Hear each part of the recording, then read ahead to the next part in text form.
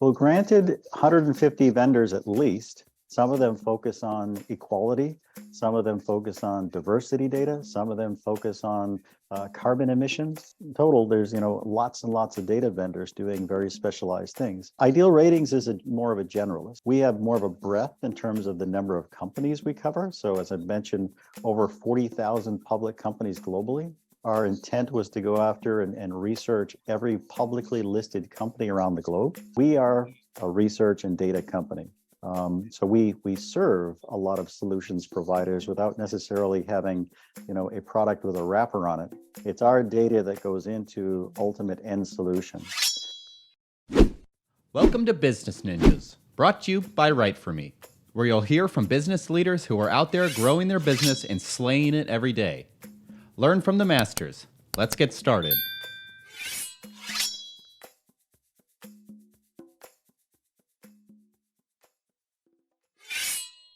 Hi, and welcome to another episode of Business Ninjas. I'm here today with Michael Poisson, Managing Director of Ideal Ratings and author of the ESG Data Revolution. Michael, how are you doing today?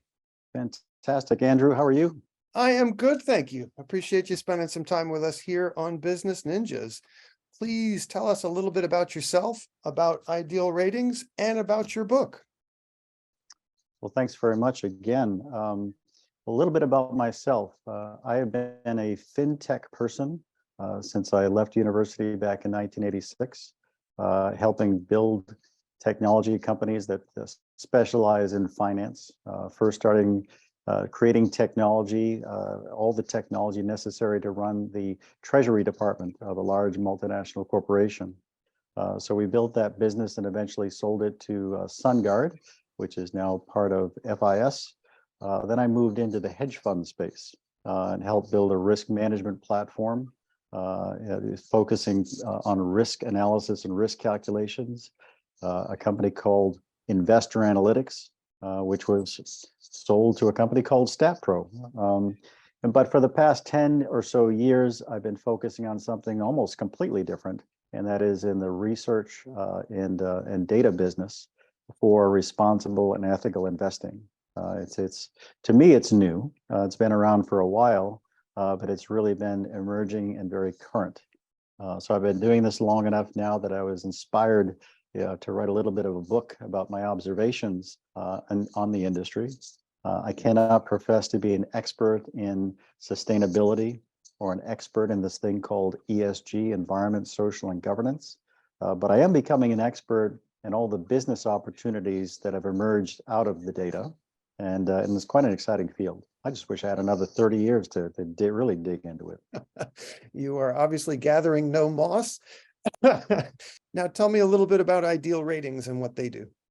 Yeah, we're a 15-year-old company, actually entering our 16th year. We are known as an ESG data company, even though we really didn't start out that way. We started out more focused on assisting ethical or responsible investors. In fact, our very first clients were faith-based investors, and we are now the world leader in Islamic finance and Sharia law compliance. So portfolio managers and investors that need to take those kind of faith-based concerns into account, for instance, no guns, alcohol, tobacco, etc. We as a company do the research of over 40,000 companies globally to come up with their responsible profile, if you will. As we started to accumulate clients that were faith-based investors, they brought to our attention that you're not very far off by adding some positive screens, for instance, women on the board and producing good products that are good to the environment. So we found ourselves in the ESG, environment and social and governance space. So today, I'd say that we are more of an ESG/responsible investing research and data company, supporting a lot of businesses that require our data to be in business. I imagine in this day and age, it's fairly difficult to do because there are so many giant companies buying up every company on the planet to the point where the company you're looking at may be clean by themselves, but once you follow the money trail up to the top of the food chain, maybe people haven't always behaved in a way that your investors are happy with. So I assume you're performing quite an important service for people who care about where their money's going. And it is, and the job doesn't get any easier. I'd say the origins of the whole responsible investing ESG data field is commonly brought back to the days of apartheid in South Africa. And the first ESG data point I'll argue is, are you doing business in South Africa? Yes or no? And that informed investors whether they wanted to support that regime, that government, and their awful policies. Well, over time, similar things have popped up. For instance, people identifying that tobacco was not such a good thing. It was a great business, but it caused a lot of health issues. And in fact, beyond that, it had some social concerns. It was targeting less fortunate people to generate their revenue. So it had all kinds of social kinds of issues with it. And if you go into the governance part of things, well, not too long ago was Enron and senior management that weren't very good people. So over time, the data points are emerging as to what's important. Today, there's thousands of individual points of E.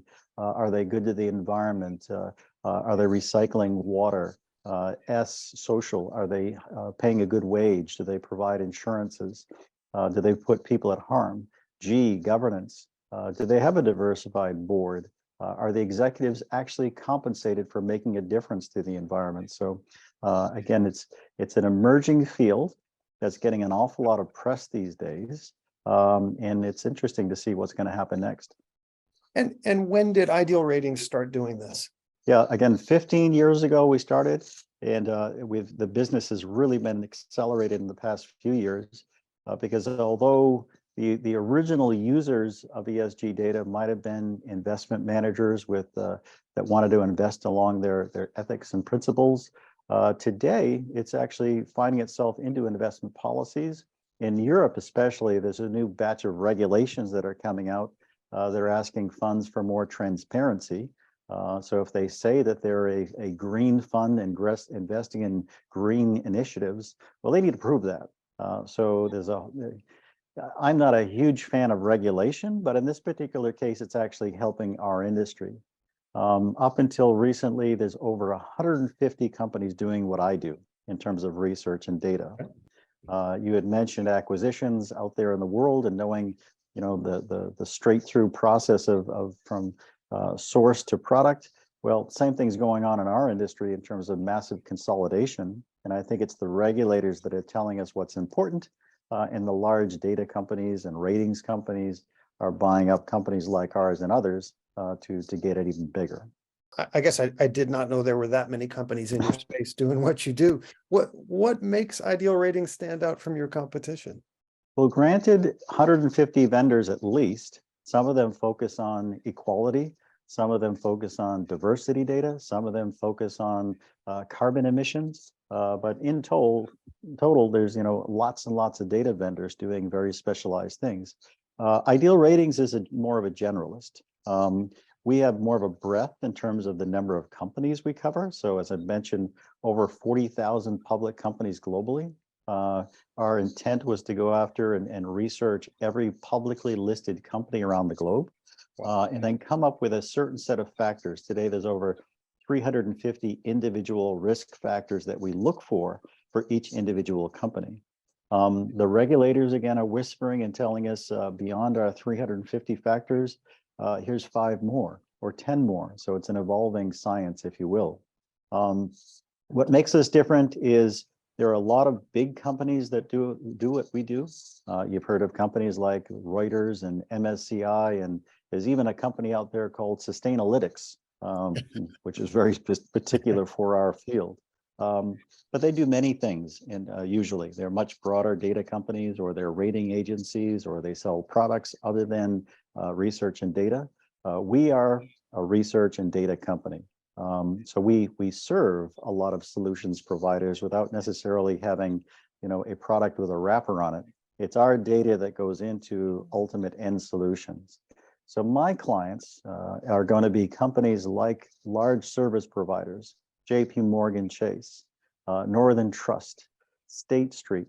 They all are serving, large asset managers and asset owners, but they require our data to deliver their services to their clients. Our focus has been on the data. Our focus has been on quality of data to make sure, and data is a messy, messy business, to have a good quality set of data that our clients can rely on so that they can provide a good service to their clients. Excellent. And what are the biggest challenges that and problems that you're solving for those clients? Well, initially, we went through a period where people just didn't want to give you transparency. So in the early days of research on ESG factors, you'd have company A that said, well, here you go. Here's all of our policies about this stuff, and here's our consumption of water and our emissions to the environment. And you had company B that said, well, it's none of your darn business. Nobody's telling us to do that. Well, that's changing. And what's changing is that people are, whether they're being required to by very important investors that are demanding this information, or they're just saying that their absence or they're suspicious by their absence in terms of their reporting. So there's lots of pressure for disclosure.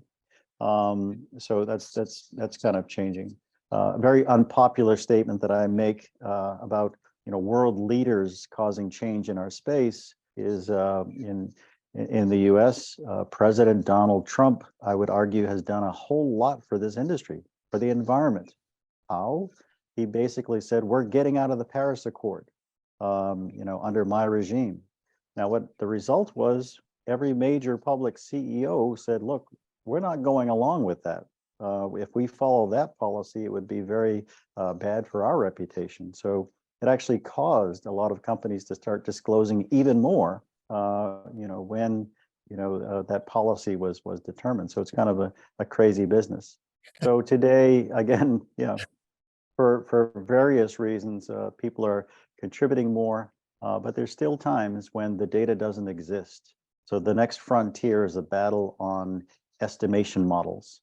How can we use the best available information to estimate the data that we're required to look at for each of these individual companies?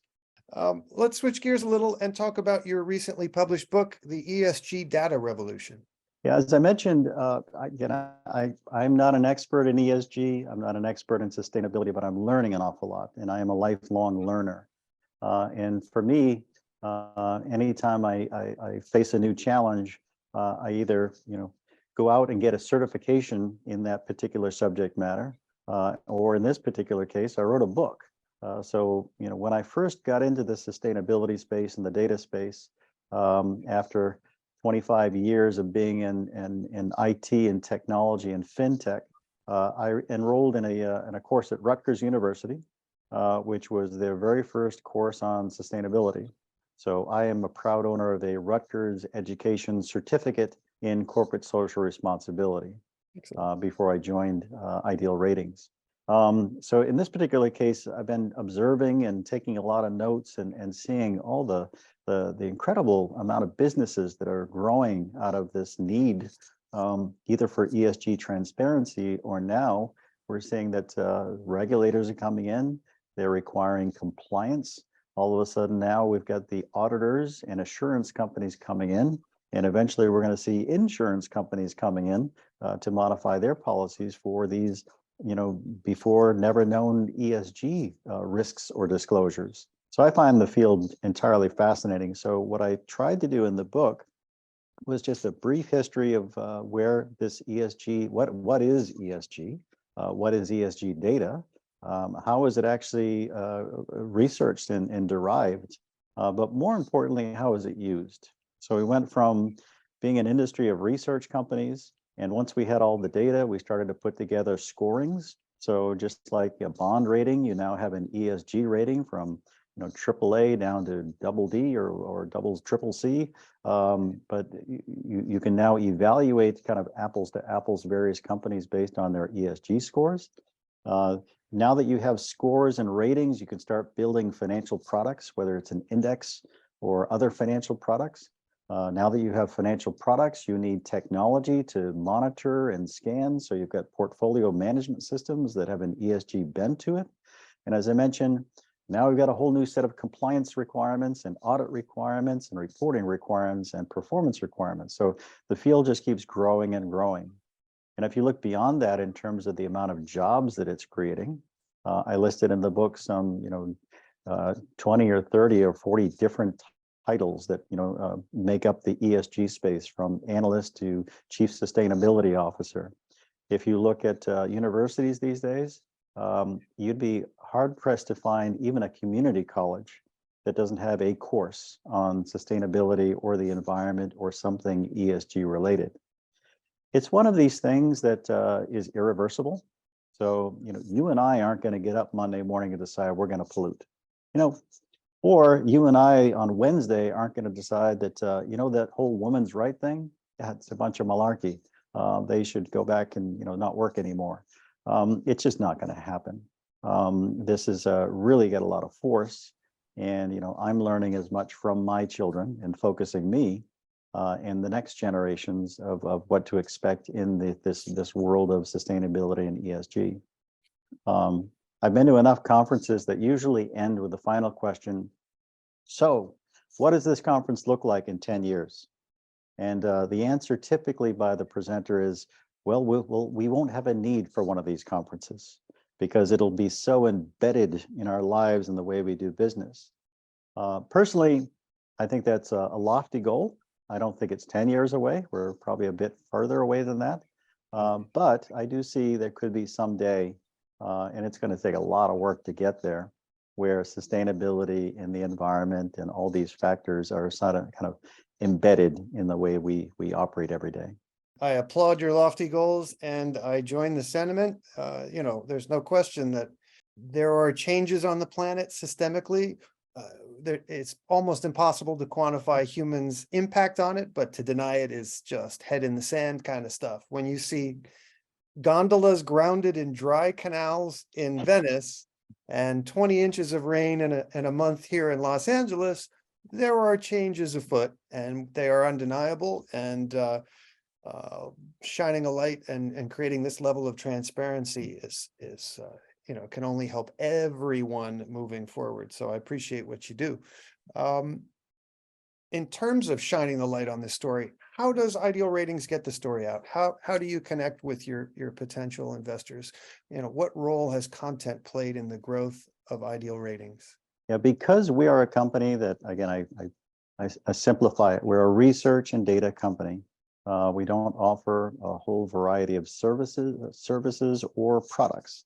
Our objective is to get as much good quality data that can support our clients' needs to build ultimate solutions. So we focus on, selling to other solutions providers.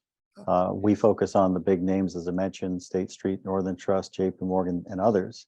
And we don't spend an awful lot of money on marketing. So we do rely on, the biggest bang for the buck in terms of social and social media and other distribution channels that we can get the name and the word out, whether it's writing a book and talking to you. Thank you very much. We don't have a staff of 50 or 500 or even 5 salespeople around the globe. So we have to be very smart in terms of how we get the word out there. And again, this platform is one of the smartest investments that we can make. So by serving other distributors and redistributors, most of our success comes from partnerships and supporting their success, which ultimately will be our success. Well, hey, if I can play a small part in the role of shedding a light on an important niche business, I'm honored to do so.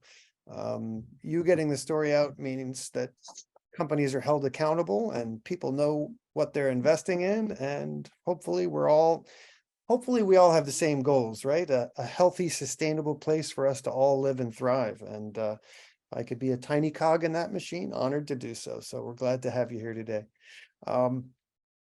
Change gears. What's something you'd like to be celebrating personally and professionally 1 year from today?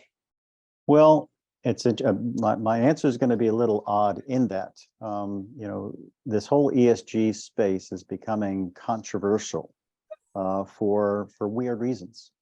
It's becoming very politicized, and people are taking very strong views, if you want to call them right views, left views. So there's a lot of headlines now where states like Florida and Texas are prohibiting investing the pension monies with any kind of an ESG lens. And you know what? I kind of got the feeling that this is the greatest thing to happen to ESG. I've been to so many conferences where we're like-minded people. We all go in with a group hug. We listen to the speakers. We smile. We say yes. And then we go off to the next conference. So I am dying to go to a conference where there's an open debate. I want the person that's in the headlines that says Florida can't invest in ESG for these reasons to have it out with somebody that is pro ESG. And if they're not willing to come to a conference, that tells you something. But I'm really, really happy about the open debate and the headlines, because I think it's bringing so much attraction to the subject. Even to the extent where, you know, I consider myself, I've been a registered Republican my entire life, but with a Democratic heart. So I'm not sure where I stand. So if there is such a thing as a moderate ESG guy, or maybe I'm inventing that. So you don't have to go to one extreme or the other. You need to be open-minded, or at least you can't shut down the ESG effort, but you have to acknowledge that, yeah, there may be something going on with the climate, with all these things that you mentioned in terms of rain where it's not supposed to be and dryness where it's not supposed to be. So at least, you know, think about the what if, you know, give the other side a little bit of space.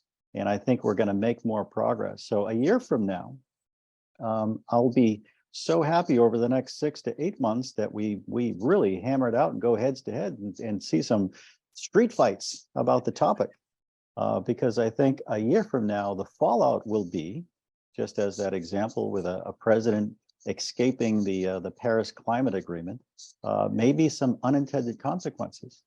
And we're having a lot of unintended consequences in this industry. So for whatever reason, if it was intended to get more people on board, that's great. If it's unintended and more people are on board, that's great too. I'm happy. Yes, any press is good press. Well, hey, it's a time of transparency, right? We have a cancel culture now where people are looking for reasons to have something negative to say about you. But if in the process of looking, they uncover that a company is doing the right thing and treating its staff well and the environment and paying it forward, that's a good byproduct to you, right? Absolutely, yes. Absolutely. Well, hey, fascinating conversation. I wish you, your book, your company all the best. Please tell everyone where they can find Ideal Ratings, what your URL is, what social media channels they're using, and where they can find your book, The ESG Data Revolution. So you can find Ideal Ratings at www.idealratings.com. Okay. And when we are, you know, on all the regular channels, if you will, for social media, the book is pretty simply the ESGDataRevolution.com. And you can pick it up on Amazon or through the website. But again, we really appreciate your time for, again, giving us some exposure and some attention to a surely needed area that needs attention. So thank you so much, Andrew.